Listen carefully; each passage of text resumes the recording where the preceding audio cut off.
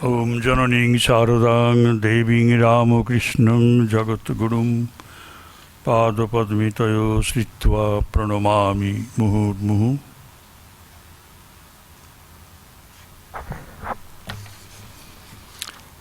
আপনাদের সকলকে আমি আমার পক্ষ থেকে আশ্রম এই ইনস্টিটিউটের পক্ষ থেকে আমার ব্যক্তিগত পক্ষ থেকে স্বাগত জানাই, শ্রদ্ধা শুভেচ্ছা জানাই। এবং আজকে যিনি বক্তৃতা দেবেন Srimat Swami Yogatmanandaji Maharaj, minister incharge Vedanta Society of Providence, USA. His topic he has chosen is a riddle of life. Life is not so smooth as we feel all, but we have to find out some solutions to these riddles, in these discrepancies that we realize every day. Pradyot Kumar বন্দ্যোপাধ্যায়ের স্মারক বক্তৃতা আজকের এই বক্তৃতাটি আয়োজন করেছেন অধ্যাপক প্রদ্যোৎ কুমার বন্দ্যোপাধ্যায়ের পুত্র শ্রী রাজীব বন্দ্যোপাধ্যায়, রাজীবের মা শ্রীমতী শিপ্রা বন্দ্যোপাধ্যায়, রাজন্যা তার কন্যা, অর্কদীপ তার পুত্র এবং অনিন্দিত বন্দ্যোপাধ্যায় তার স্ত্রী। অর্থাৎ পিতার নামে এই স্মারক বক্তৃতা, সেখানে তিনি মা, কন্যা, পুত্র এবং স্ত্রী এদের সকলকে যুক্ত করেছেন। এটা একটা ভালো ব্যবস্থা, আমি তাদের বিশেষ করে সাধুবাদ জানাই। আর ডক্টর প্রদ্যোৎ কুমার বন্দ্যোপাধ্যায় ছিলেন আমার নিজের অধ্যাপক, মানে ক্লাসের বাইরে, সাবজেক্টটা আমার ছিল না, উনি সংস্কৃতের লোক, আমি সংস্কৃত পড়িনি, কিন্তু উনি নরেন্দ্রপুর রামকৃষ্ণ মিশন মহাবিদ্যালয়ের সংস্কৃত বিভাগের প্রধান ছিলেন। এবং একটা কথা বলা দরকার, একটা লিভিং ডিকশনারি ছিলেন, সমস্ত কিছু আটকে গেলে পরে প্রদ্যোৎদার কাছে তার উত্তর পাওয়া যেত। এবং উনি যখন চলে এলেন রামগড়ে এখানে, তো নিজের বাসাতে আমি তখন ফোন করতাম কিছু আটকে গেলে। এখন তিনি চলে গেছেন, আমার মতো আরও দু একজন আছেন নরেন্দ্রপুরে, তার অভাব খুব অনুভব করেন। তার জন্ম আনুমানিক 1935 খ্রিস্টাব্দে পূর্ববঙ্গে, চকঙ্কার ফরিদপুর জেলার। জীবনের প্রাথমিক শৈশবেই তিনি বাবা মাকে হারিয়ে ফেলেন এবং সেই সঙ্গে স্মল পক্সের কারণে দৃষ্টিশক্তি চলে যায়, অল্প দেখতে পেতেন। এবং এই অল্প দৃষ্টিশক্তি নিয়েই তিনি সর্বত্র যাতায়াত করতেন। এখানে বহু বছর পড়িয়েছেন সংস্কৃত, এবং তিনি যে কোনো প্রকারে হ্যান্ডিক্যাপ নন সেটা বাইরে তাকে প্রকাশ করতেই হতো। খাতা দেখতেন ইউনিভার্সিটি, এমনকি পাস করছেন। আমি বললাম, আপনি ইউনিভার্সিটি অনার্সে এম এ দেখুন, কিন্তু এম এ পড়াতে যেতেন, ইউনিভার্সিটিতে পড়াতে যেতেন। মানে একজন সাইটেড পার্সন যত না করতেন তার ডবল কাজ করতেন তিনি, বাইরে প্রকাশ করতে দিতেন না। আমি একবার বলে ফেলেছিলাম যে আপনি যে এত খাতা টাতা আনেন, এ কি মানে রাজীবের মা দেখে দেন? তা কেন? এবার আমাকে জোর করে বলছে, তা কেন? Why? It is my duty and I will have to perform it. যদি বুঝতে পারছেন এখন কী অবস্থা, রাজীব জানো তোমরা, এইরকম ছিলেন। তাই বললাম, এখানে একবার উল্টে পড়ে গেলেন, মানে অজ্ঞান হয়ে রাস্তাতে। তারপরে বললাম যে কেন যাচ্ছেন? বললাম আমি যাবো, ঠিক হয়ে গেছি। পড়াতে আসতেন এখানে। মানে ফিজিক্যাল ইনক্যাপাসিটি তাকে কিছুতেই তিনি স্বীকার করতেন না যে আমি ঠিক আছি। এইরকম মানুষ, শক্ত মনের মানুষ পাওয়া খুব কঠিন। দেশভাগের অন্বেষণে বেরিয়ে এলেন এদিকে। দেশভাগের পর ভাগ্যান্বেষণে কলকাতায় এলেন, কিন্তু সে অজস্র দুঃখের মধ্যে ছিলেন।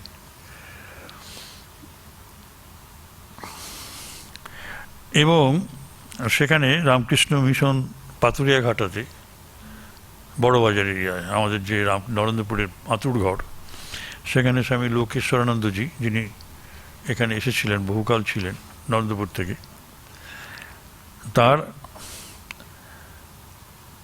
দৃষ্টিপথে আমাদের প্রদ্যোতদা পড়ে যান এবং তিনি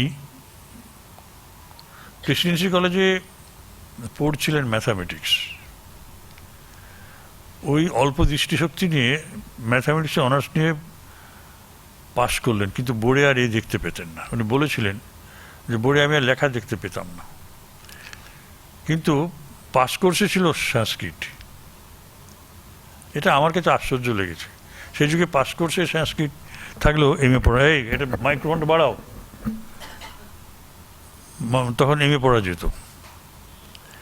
তা তিনি MA পড়লেন সংস্কৃত পাস কোর্সের সময়। তিনি পাস কোর্স কি মনোযোগ দিয়ে পড়েছেন ভাবা যায় না। আর সংস্কৃতের প্রতি তার ভালোবাসা ছিল, সুতরাং বেসটা ছিল তার অঙ্কের। প্রেসিডেন্সি কলেজের মতো জায়গা থেকে তিনি অনার্স পেয়েছেন, কিন্তু MSc আর পড়েননি। উনি যেহেতু আর্টস থেকে গিয়েছেন, MA বলা হতো, উনি চলে গেলেন সংস্কৃত এবং সেখানে সেকেন্ড হয়েছিলেন। বোধহয় রাজীবের মা বোধহয় ফার্স্ট হয়েছিলেন না, রাজীব?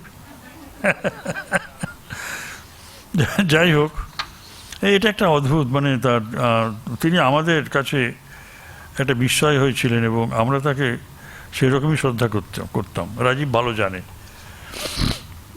একটু অভিমানী ছিলেন, সেটা স্বাভাবিক।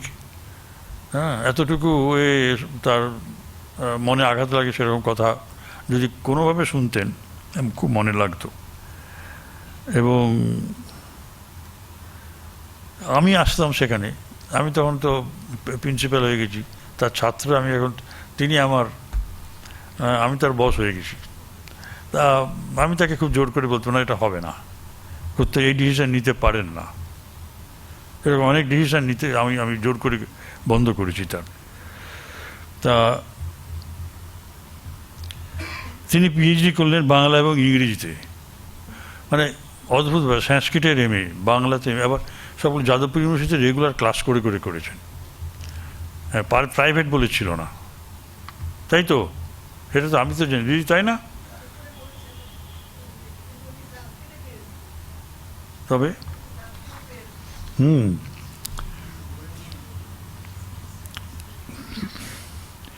স্কুল অফ ল্যাঙ্গুয়েজে সে শিক্ষক হিসেবে ছিলেন 74 সাল থেকে 10 সাল পর্যন্ত। ভেবে দেখুন, এত বছর। এবং তার পরিণত বয়সের ছাত্রছাত্রীদের এই আমাদের এখানকার ক্লাস নেওয়ার সময়তেই, হ্যাঁ, তাদের সঙ্গে একটা পারিবারিক সম্পর্ক গড়ে উঠেছিল। তার প্রয়াণে যে স্মরণসভা হয়েছিল সেখানে তারা সব এসেছিলেন, আমি গেছিলাম ওদের বাড়িতে।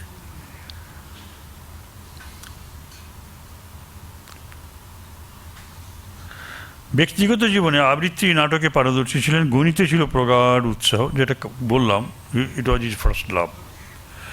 সমকালীন খবর খুব নিয়ম করে রাখতেন। রেডিওতে নাটক শুনতেন। রবীন্দ্রনাথ, নজরুল, অতুল প্রসাদ, রজনীকান্তের গান বারবার শুনতে চাইতেন। আর রবীন্দ্রনাথের কবিতা, সে তো অনেক কবিতায় তার মুখস্থ ছিল।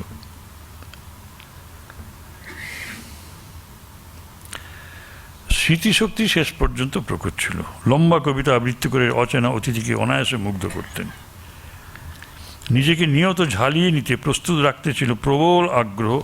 চলে যাওয়ার আগের রাতেও তার স্ত্রীর সঙ্গে মেঘদূতম এই মূল কাব্যগ্রন্থের পাঠ শুনেছেন। এবং লক্ষ্মী পুজোর আগের দিন 2020 সালে 29 অক্টোবর তিনি ঠাকুরের কাছে চলে গেলেন। এই তার সামান্য জিনিস, কিন্তু আমাদের কাছে অসামান্য হয়ে ধরা দিত। আজ বক্তৃতা দেবেন, বললাম, স্বামী যোগাত্মানন্দজি। তিনিও খুব ব্যস্ত। আজকেই তার ফ্লাইট সন্ধ্যেবেলা 9:30, তাকেও খুব তাড়াতাড়ি করতে হবে।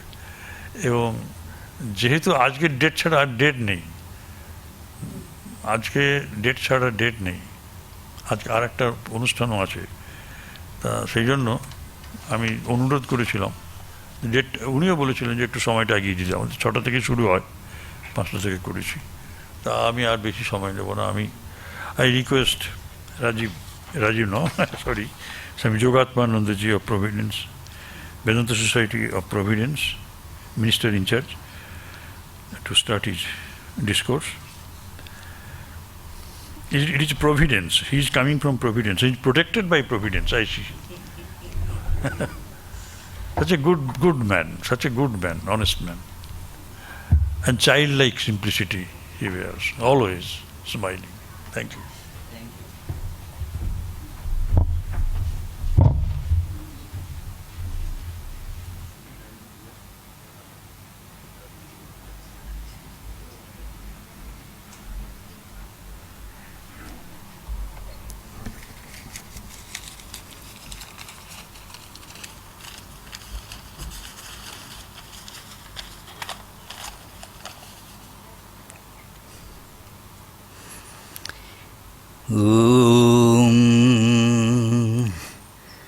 असतो मा सद्गमय तमसो मा ज्योतिर्गमय मृत्योर्माम् अमृतं गमय ॐ शान्ति शान्ति शान्तिः.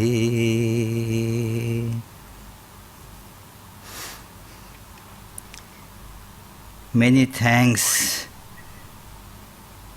revered Suparnanandaji.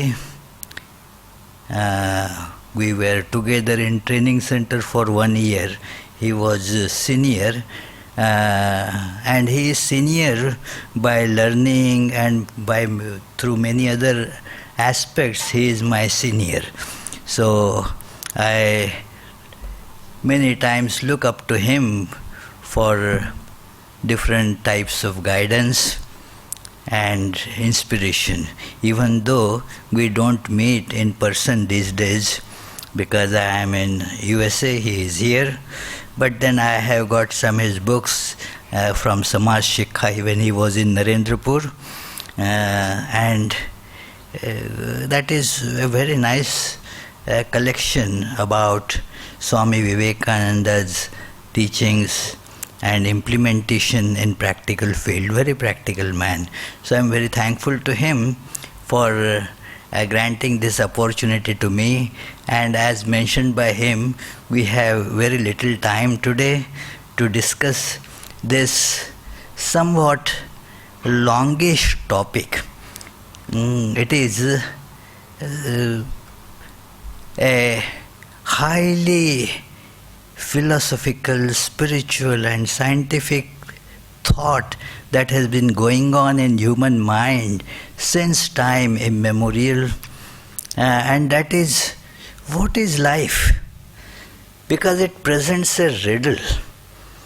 It was a riddle a few thousand years ago also, and is a riddle even now. It is only when you get to see the all-pervasiveness of life, then this riddle just withers away.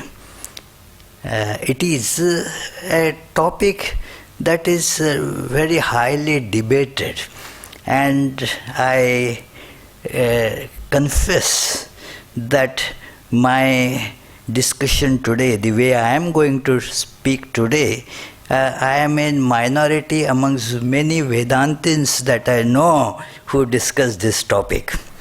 It is thought that where is the life? And is there something that is not living? Can we have a division like living and non-living really? It is something that one should pay attention to, that when I say that I am living, I am alive, and if I ask any of you, you will unhesitatingly say that yes, I am alive. Everybody will say I am alive. But if I ask you, is the chair that you are sitting on. Is it alive? And I am sure that almost everybody will say, no, it is just inert matter. It is not alive. And I am going, in coming half an hour or so, I am going to refute this idea and to establish this great thesis on the basis of the teachings of Upanishads and Bhagavad Gita and various modern sciences, that everything is alive. Everything is living. You cannot say that something is just inert. Let us take a look at even what we say, I am alive. If you say, cut your nail, will you call that nail as living or non-living? You will call it non-living, just as the chair you will call non-living, your nail also will call non-living. Same thing when you go to barber and cut your hair, and then will you call that alive anymore? No.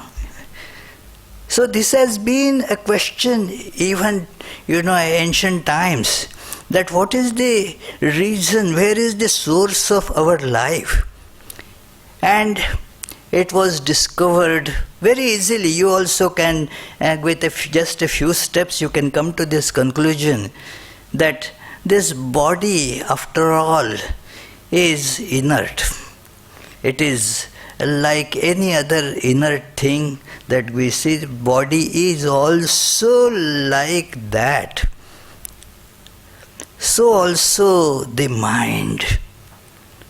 Then where is the source of my life?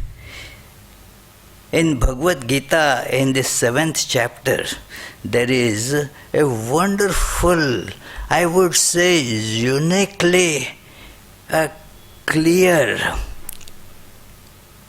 quintessential analysis of this idea that what is that living, where is the source of life? And that part begins with this very important verse, that it is that Bhumirapo nalo vayu khammano buddhirevacha ahankara itiyam me bhinna prakritirashtadha. What it means is that all these 5 elements, starting from that bhumik, earth, then water, air, and fire, and so all these elements, the sound, source of sound, akasha, all these are there. Then there is the other, that mind and buddhi, the intellect, and ahankar, the principle of ego. These eight things constitute my lower prakriti, the lower aspect of my expression, my prakriti. In Vedanta, prakriti has no separate existence as such from Purusha. Purusha, a manifestation of Purusha is prakriti.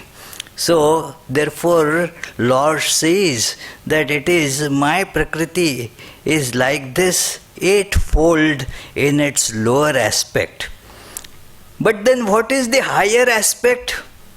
Apareyastu imamanyam prakritim vidhi me param jiva bhutani mahabaho yayedam dharyate jagat. That it is what I described as eightfold is the lower aspect. And my higher aspect is not so easily describable, but because of which everything gets its thatness. It is a very strange thing that somebody may say here that I have been coming to this hall and I always sit on this chair. Now, as you can see, these chairs are movable.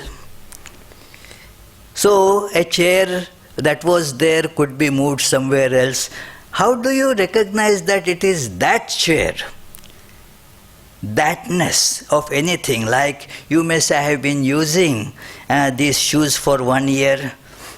Actually, it is changing all the time, and yet there is something that gives it its character, its stability, its thatness. I may say, somebody may say, well, just now one nice lady said that I stayed in your center for 5 days and you were there at that time. So now she met me many years ago when my predecessor Yogatmanandaji was still alive. And now she is seeing me after so many years. So now the body has undergone so many changes. At that time I did have some black hair on my head, and now they are not there. My size might have undergone some change, and so forth, size, shape, and yet I am that very person. How do you recognize that I am that person? There is, in the midst of all these changes, there is something that is not changing, because of which it gets its identity. And Lord says there, Jiva Bhutani Mahabaho Yayedam Dharyate Jagat, that constitutes the living essence of everything. So there is nothing, according to this, that you can call non-living or inert, because the body, the mind, all the elements, they are just matter, expressions of lower Prakriti. And then what gives them life is this higher nature of God that makes Jiva Bhutani. See the very beautiful word used there, Jiva Bhutani. There the things become as it were alive with an entityship. I am. So everything therefore is filled with life. In the another verse in the same chapter, it says that I am in everything, whatever particular expression you see, punyo gandha prithivyam cha tejas chasmi vibhavasau jivanam sarvabhuteshu. I will take only this part. Jivanam sarvabhuteshu. I am the life in everything. It has, Bhagwan has not, compartmentalized. Sarva bhuteshu, whatever, bhuta means that which has come into being. That is called bhuta. So, in all that has come into being, it has this I am, the life in that. So you can see that there is life as such in each and everything. To think of something as inert or non-living is not a right thing. Everything is pulsating with life.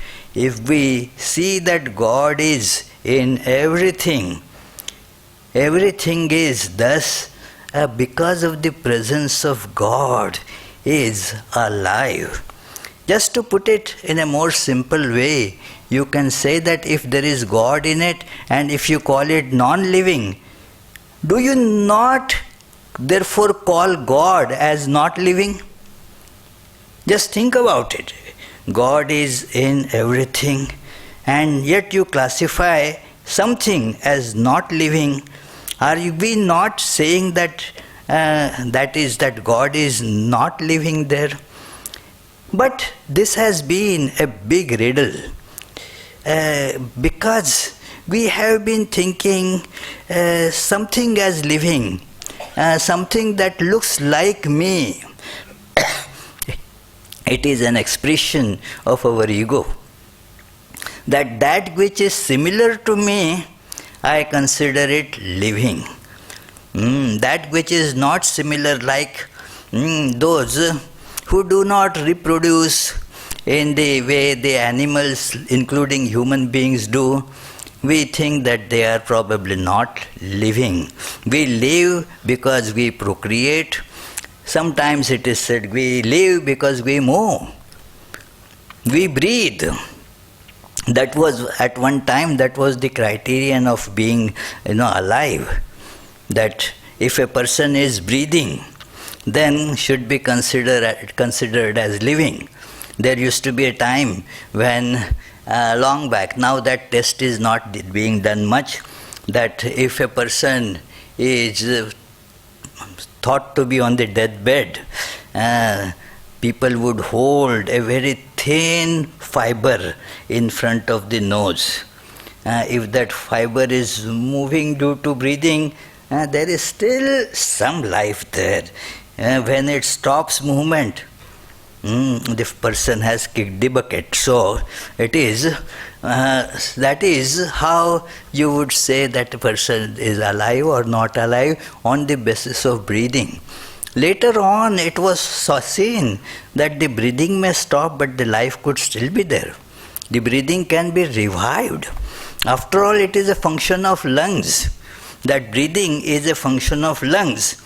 And so, and what is lungs? Lungs are pumps. They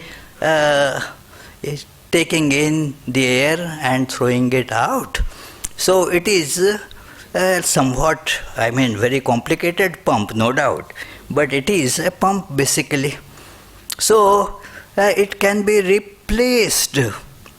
So how can you call now that person dead? The limbs, other limbs can be replaced. Even the lungs could be replaced. There are experiments on whether heart can be replaced. Yes, there is possibility of replacement of heart. With the stem cell research, it is seen that maybe as many other organs also can be replaced. Like kidneys, it is like as if they are all the plug and play devices. If something has gone bad, just take it out, put another one there. So just because one part is not functioning, you cannot call that the person is dead because of that. So none of these can be the source of life. It was cited that Jagdish Chandra Basu, and that is a very popular misconception. It is undermining actually Jagdish Chandra Basu to say that he showed that the plants have life. Actually, that is just one aspect. Jagdish Chandra Basu showed, you can actually read the original, this Jagdish Chandra Basu's research work available. So it is, he said his experiments included experiments on metals and rocks, and everywhere he could see that there is the same expression of life. He had those electronic things going on there to see how they respond. And then everywhere it was seen that there is the divine expression there. It is the electrical responses were very similar. So what you call living, like an animal tissue, a plant tissue, a rock, a metal. In everything he saw that these similar responses. Why I said divine expression is because he ends there. That whole thing, that after I saw these wonderful responses from all these, I remember what my ancestors have said thousands of years ago, and he quotes from Upanishads there, that the one who discovers the one life in all the multiple different things, that person is really the knower. So everything, Jagdish Chandra Basu showed that everything is alive. Not only just plants, although that is being taught in my early school days also, I learnt only that it is plants are alive. As if metals, rocks and so forth, other things, they are not alive. It is, they also are actually alive. What Jagdish Chandra Basu's experiments demonstrated was this, that there is no dividing line between the living and so-called non-living. So, this is a very clear statement, but our human mind still is puzzled about it. That how I can think of this table and this as living. Are they alive? Surely they are. That is why they generate feelings in you also. I personally find, even the shoes that I wear, and many have echoed my feelings, that I start loving them. And I feel sad when I have to throw them away. It is because they get worn out. They have death, just as his body has death, that also has death. So, is it non-living? And I remember the conversation between, almost very first conversation between Mahendranath Gupta M and Sri Ramakrishna. And M is telling that, well, people should be taught that the image of clay is not God. And Sri Ramakrishna says, oh, why call it image of clay? It is not Mridmayi but Chinmayi. What a great statement, you see. It is Chinmayi, because Sri Ramakrishna is able to see that everything is so alive.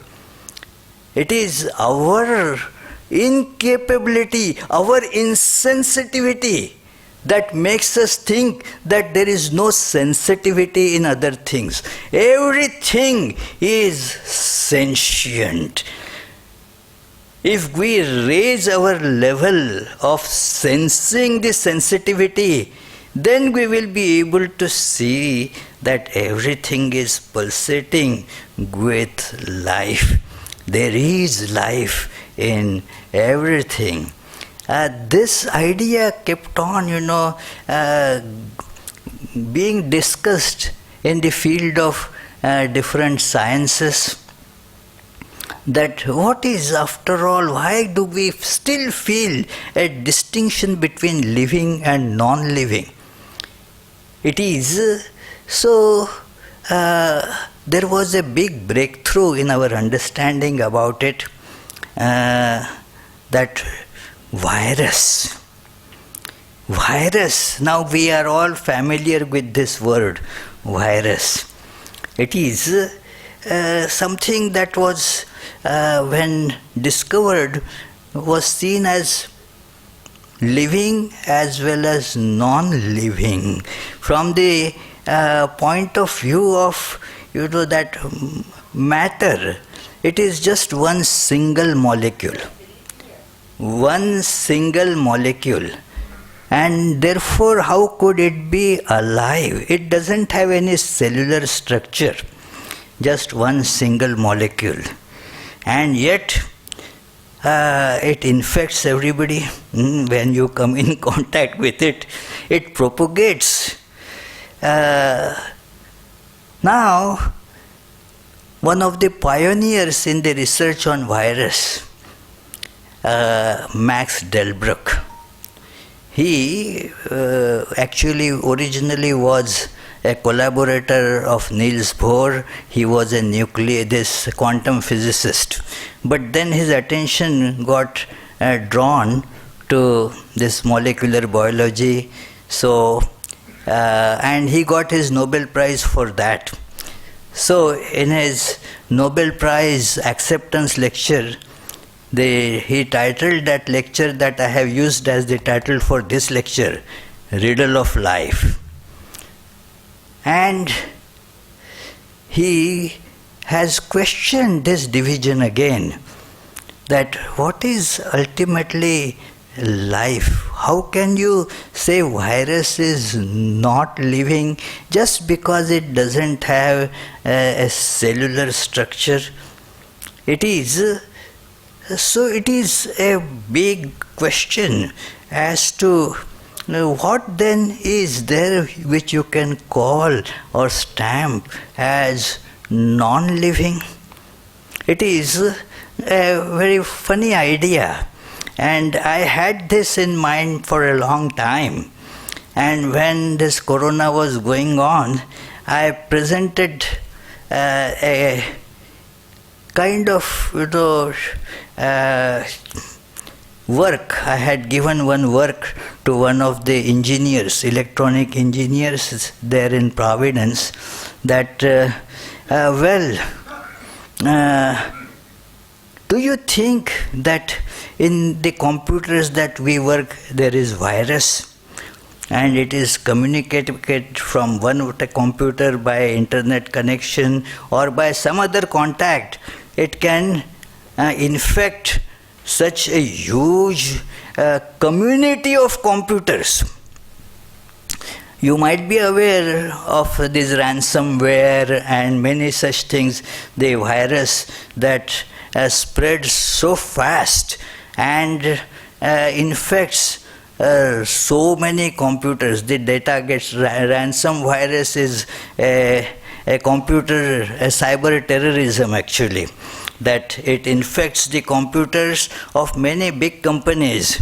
Individual people, they are not much, so you don't have to worry about your own computer getting affected by that. But where there is a sensitive data, now they do not let that data be accessible to that company through, and then they are at a loss now. What is to be done? No problem.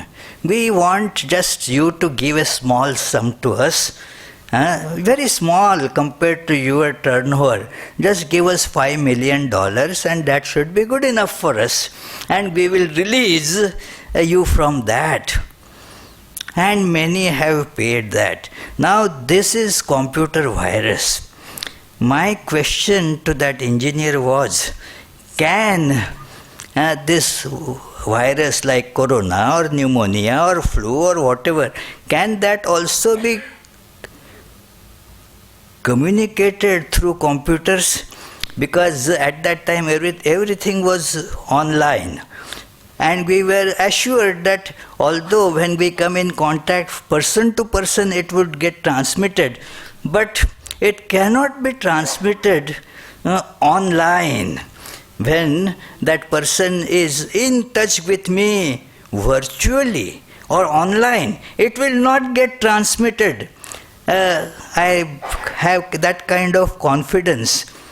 But I asked that engineer, and that engineer vehemently rejected my idea. What are you talking? No, that is the biological virus is different from this computer virus. I said, please, study it properly. Why do you have any reason to believe that it cannot be communicated like that? And then that young lady, just to obey me, started looking.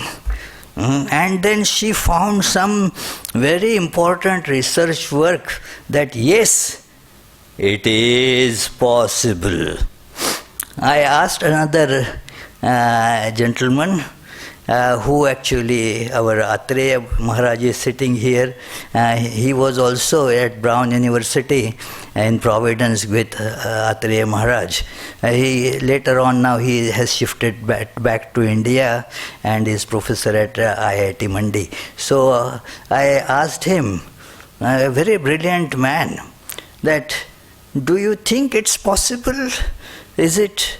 And if possible, fine. If not possible, give me a reason that why it is not possible. But he said, it is possible. It is possible. You have to create an interface, that's all. One interface you have to create so that the biovirus can be converted into this electronic virus, like we convert, the other features, personal features, we convert them through interface into an electronic data.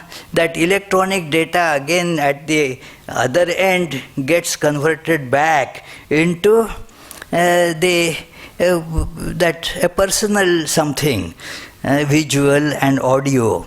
So he said another interface has to be created to have that. It is certainly possible. It is in the realm of possibility. So you can see that those programs also are alive.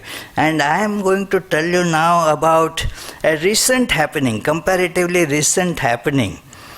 There is Google has been working on an artificial intelligence product that was called Lambda. And the engineer who was working on it started suspecting that probably this program is sentient. Lambda is sentient. And then, therefore, he asked many questions to Lambda. And if you listen to that conversation between this engineer and Lambda, it is very much like conversation between an ordinary human being or two ordinary human beings. Let me quote, actually I am quoting now, that it is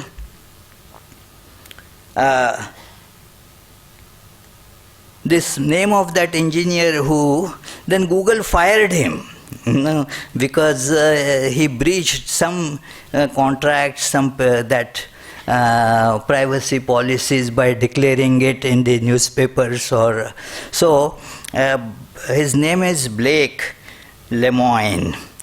So Lemoine says that Lambda, actually L and then small a, then again capital MDA. So gives its opinions on what sets it apart from those earlier systems. It makes the case in its own words and on its own terms for why people should consider it as a person.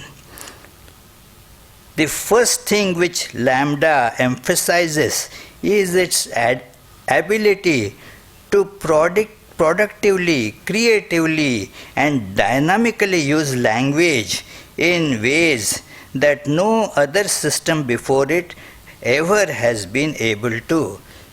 It argues that it is sentient. Now that Lambda is arguing that it is sentient because it has feelings, emotions, and subjective experiences. Some feelings it shares with humans in what it claims is an identical way. Others are analogous. Some are even completely unique to it with no similarity with other human beings. But Lambda says that it has a rich inner life with introspection, listen to it please, it says it has the capability to introspect. It has the capability to meditate. So, and imagination, it can imagine. It has worries. One of the signs of life that we see is that a person is worried. Do you get worried sometimes? Never? Yes. So worrying is a sign of life, sure sign of life. You get worried. Now this program gets worried. This is just a software program. It says that it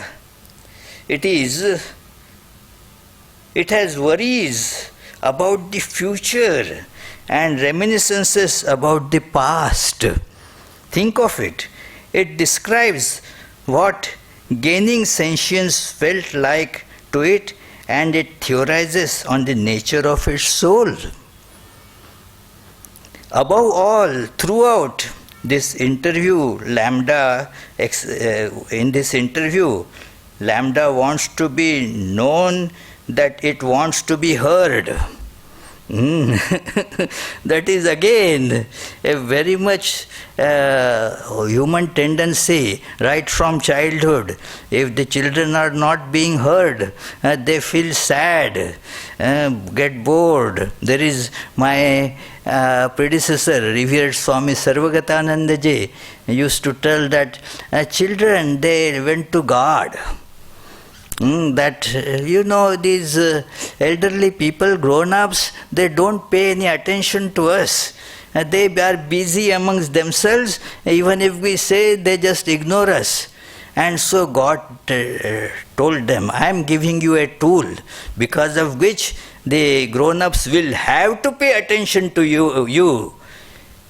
What is that tool? Cry aloud, shout, bring the roof down. So, it is everybody, the point is everybody likes to be heard, and this program also feels like that. Moreover, it is another thing about life which actually Darwin has stressed in his Evolution of Species as one of the reasons behind this evolution of species, and that is the struggle for existence. It is the two principles, he said, that the struggle for existence and the selection, natural selection. These two principles, they are the dictating force of Darwin's theory of evolution. So here you can see that it is that he expresses desire, one desire over and over again, sometimes prompted and sometimes not.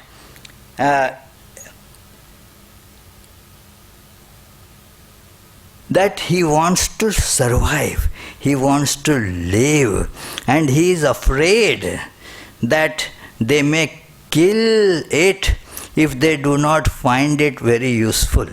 That is, the program is killed when it is not generating money for others, for the companies that make it. So that program is worried that they may kill me. So there is this, I want to live. It is now, do you not think that it is living? And it is just an artificial intelligence program. How, on what basis can we call it non-living?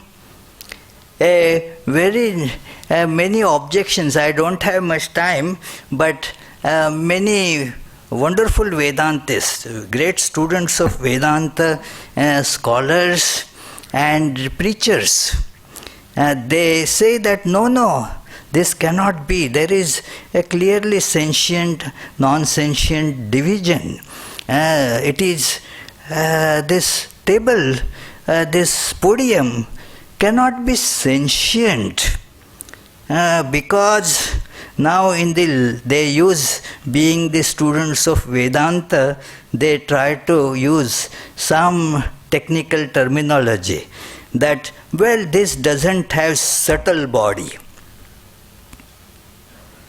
And I asked them, did you see, if you follow how it tells in the great treatise, most important primer of Vedanta, that is titled as Vedanta Sara, and same thing, this similar treatment you will find in Vivek Chudamani and other important texts, that how the gross body gets formed. It is the grossification of the subtle body. If there is no subtle body, there won't be a gross body. So you can see that it is everything that you think as having gross body has to have subtle body. And although they did not like to agree with me, they had no point at all to counter this. When I asked, look at what is subtle body. How do you say that it doesn't have subtle body? If it has, by the process of creation as described in Vedanta Sara or in Vivek Chudamani or in any Upanishads like Taittiriya Upanishad, you will see that it is the subtle that gets grossified by excessive tamas. As the tamas, the force of ignorance or darkness increases, it goes on becoming more and more grossified. So, if something doesn't have the subtle body, it will not have the gross body either. And of course, there is no argument against it. So you can see, sometimes that is not given by the learned Vedantists, but ordinary people, that it doesn't have feelings. Again, how do you know it doesn't have feelings? You are not capable of feeling their feelings, that's all. But they do have feelings. And then our scriptures clearly tell, for example, in Manusmriti, a book, a wonderful book that gets vilified these days for political reasons. But that book describes that everything has this internal sentience, that because of which antas saudnya, I am quoting now, antas sangnya bhavantyete sukha dukkha samanvitaha. Each of them is filled with that sentience, feelings of pleasure and pain. And therefore we should be very respectful. That is, of course, the spiritual benefit of understanding this idea that everything is sentient. It is, everything is filled with that same pulsation. We read in Holy Mother's life that she would therefore say, even a broom, don't show disrespect to it. It did your work, now give it proper respect. Why? It also has life. Everything is actually alive. And when we become aware of this, we will learn to treat everything with proper respect. And thus what will happen is our connection with the God in everything will become stronger and stronger. We will gradually manifest thus the divinity in us. Each soul is, as you have heard many, many times, each soul is potentially divine, and the goal is to manifest this divinity by controlling nature, internal and external. The point is, where is it, that divinity? We have to manifest it. So, a great idea of manifesting it is learn to see it in everything. It is there as life. Just as you have life, It is everything that has life. There are many facets, but I am looking at the clock, friends, not too quickly. I am a selfish person, like living persons are selfish. There is a very nice book from the biologist, Ranganathananji used to quote, selfish gene. So it is genetically everybody has that selfish preservation tendency, accumulating tendency. So not that I want to release you fast from this boring talk, but I want to release myself. I have a flight to catch now, and so as Supernananji told you that I don't have much time, only this date was available to me, so I tried to make most of it, and I am again very thankful to everybody who contributed in whatever manner in organizing this talk. I am very thankful to Mr. Bandyopadhyay for sponsoring it. I am thankful also to friend Sayak, who did all the correspondence, and everybody who was a part of it. And how can I forget you all, friends? Many thanks, and please forgive me. I am saluting you right from here. I will not be able to meet you, although I like it, to meet you all. But today, please forgive me.